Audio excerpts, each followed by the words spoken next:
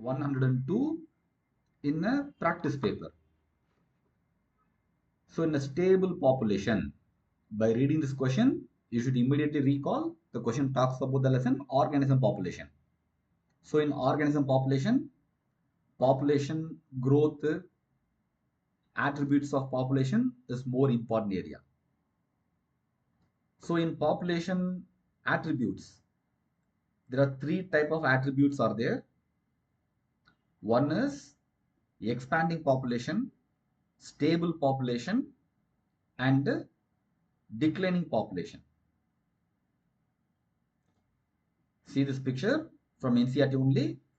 Three type of population attributes with respect to age.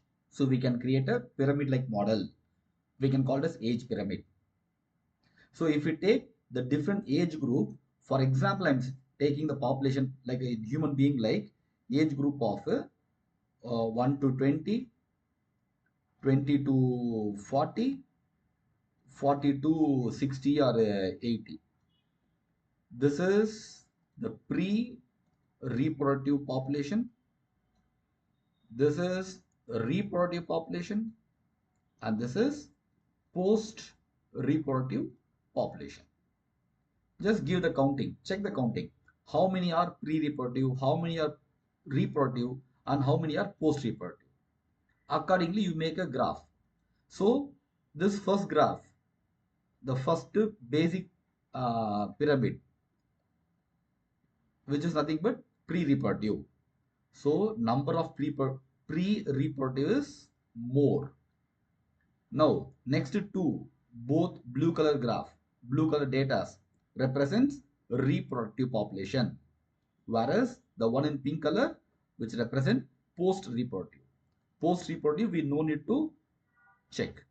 You check the comparison between reproductive and pre-reproductive. If in any given population, the number of individuals when compared to reproduction more in pre-reproduction. So when compared to reproduction, if number of individuals are more in pre-reproduction, then in future what will happen? In future, some more population will be added.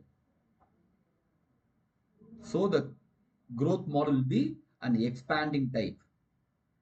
More and more population will be added in future. But in case if the number of reproduction and pre-reproduction is same, in future also the population will be remain the same. That is what we call as stable population, because the reproduction has given birth only to their same level. If 10 reproductive population, 10 is pre-reproductive, then in future also only 10 population will come up. Check the first one again.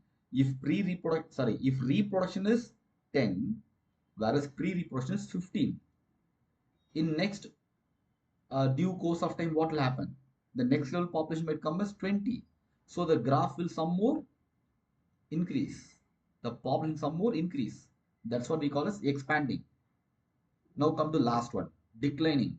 When compared to reproductive, for example, if reproductive is 10 in number, the pre-reproductive is less than that. Let me say an example 8. Then what will happen in future? In future it will go down some more. It will go to 6 or it will go to 2 or 3 or 1. So population will be reducing when the days goes. That's what we call as declining population. So by keeping this in mind, you have to answer that question. Check the question now. In a stable population, the number of individual, pre-reproductive individual is more or less equal to the reproductive population.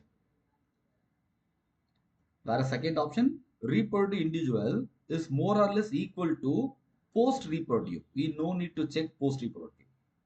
No need to check post-reproductive. Again, fourth statement, pre-reproductive individual is less than that of reproductive. If they are less than that of reproductive, then this will be declining population. Hope you understand now. pre-reproduction is more or less equal to reproduction. In the graph, the second graph more or less equal to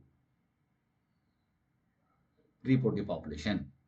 So that is why it is in stable manner. So the population became stable. Hope you understand. Thank you.